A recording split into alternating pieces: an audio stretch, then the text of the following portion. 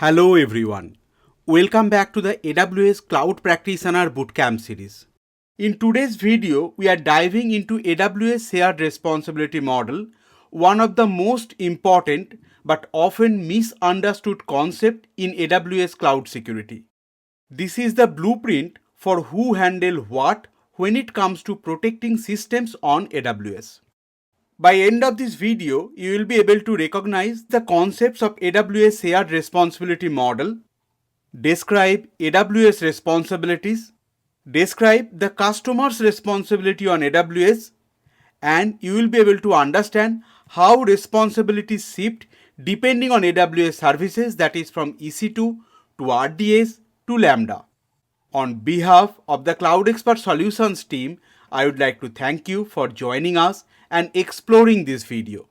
If you have already subscribed to our channel, thank you from the bottom of our hearts. It truly means a lot to our team.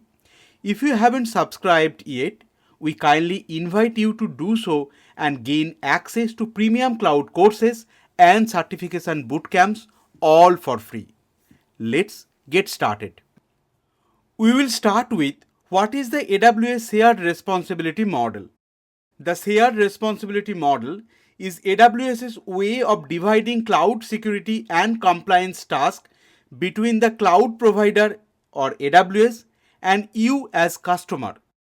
This model ensures clarity in compliance and governance. The easiest way to remember this model is that AWS is responsible for the security of the cloud and you as a customer is responsible for the security in the cloud. This one phrase, security of the cloud and security in the cloud, could guide you most of your decisions. To clarify even further, let me take a real life example. Think of like renting an apartment. The landlord handles building maintenance and anything outside the building. But you handle what happens inside your unit. Now let's understand what AWS manages. AWS as a cloud provider secures the physical security of the data centers, the hardware, the networks, software stack like hypervisor, control plane, global infrastructure, that is AWS regions, availability zones, edge locations, and everything that supports the cloud platform, that is their domain. You never have to worry about patching the physical servers or securing the racks. AWS ensures that the racks in the data centers are physically secured and that servers are updated at the hardware level. Now, what you should manage? Your job starts with what you deploy, starting from managing the user access and IAM roles, encryption and classification of the data that you store in the AWS cloud, securing your application code, setting up the firewall, and if you are spinning up any EC2 instance or virtual machine, then applying the security patches or guest operating system patches will be your responsibility. As an example, if you have an S3 bucket which is public, that's on you. AWS won't make it private unless and until you configure it to become private. Now there are some responsibilities which are shared between you and AWS, and let's review them one by one. To start with encryption, AWS provides the tools like AWS KMS or Key Management Service, but you must configure the keys and use them for your encryption or to store the data at rest. Next, patch management. AWS patches servers and they manage patches for databases like RDS. However, you should patch the guest operating system of the virtual machines or EC2 instances that you are provisioning. And the last, compliance. Compliance is a shared responsibility between you and AWS, where AWS provides compliance-ready infrastructure. But you as a customer is responsible for using that infrastructure correctly and making your application compliance ready.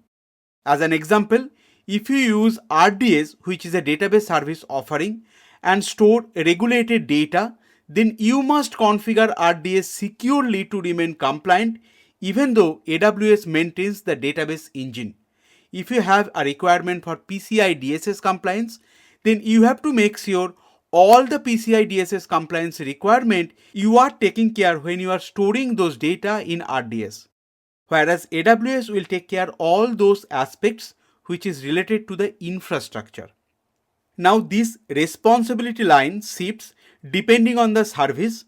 That means if you are using EC2, you are responsible for operating system patches, which is guest operating system, application configurations, firewall rules, whereas AWS is responsible for physical infrastructure, virtualization software stack like hypervisor. But if you choose RDS, which is a platform as service, then AWS will take the OS patching responsibility from your shoulder along with the database engine and infrastructure management. Whereas you as a customer is responsible for database schema, data encryption, access control and scaling.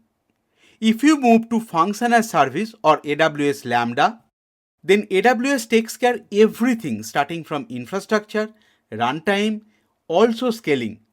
And you as a customer only manages the function code and IAM permissions. From this grid, you can understand the more managed the service is, the less you are responsible for any technicality, but you still own the security configuration and data governance. Now let's review your understanding with some real life scenarios. Let's assume you have a public S3 bucket. Whose responsibility is that? If you are thinking this is customer's responsibility, you are absolutely correct. Moving to second scenario, you have an unpatched EC2 instance. And if you are thinking that is again customer's responsibility, you are correct. Moving to third, you have a database which is down due to AWS region outage. Who is responsible for that? If you are thinking this is AWS's responsibility, you are absolutely correct. And moving to our last scenario, you have a Lambda function and the Lambda function is getting timed out. Who is responsible for that? This will be customer's responsibility. If the Lambda function is getting timed out, then you as a customer should fix your code or fix your configurations to increase the timeout of the Lambda function. If you have predicted all the options correctly, then you have understood the shared responsibility model. If you fumble to determine the answer, then I would like to request you, please review the slides one more time. And before we conclude this video, here is a summary, and this summary is very important for your examination. Especially if you are taking AWS Cloud Practitioner certifications, this grid can help you to get 4 to 5 answers correct. If you are taking AWS Solution Architect Associate, then you can use this slide to answer 1 to 2 questions that will appear during the certification exam. To start with, global infrastructure. This is AWS's responsibility. It is not customer's responsibility, neither a shared responsibility. Data encryption. That is a shared responsibility because AWS provides the infrastructure or the AWS KMSs, and you have to use that KMS or you have to use those keys to encrypt your data. When it comes to IAM policies, it will be your responsibility. Although AWS has AWS managed policies, but it is your responsibility to use and apply those policies.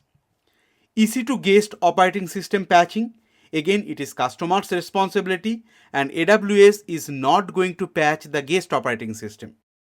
When it comes to patching RDS database, RDS is a managed service. AWS is solely responsible for patching the RDS database engine. And last but not least, when it comes to compliance configuration, it will be a shared responsibility. AWS is responsible for compliance of the infrastructure and you will be responsible for compliance of the applications that you are deploying into AWS. That wraps up this module. If you found this video helpful, please give it a thumbs up and subscribe for more AWS exam preparation courses and cloud certification bootcamps. Got questions or feedback? Drop them in the comment. We love to hear from you. Thanks for learning with us at CloudExpert Solutions. You are now one step closer to crushing your exam. See you in the next module.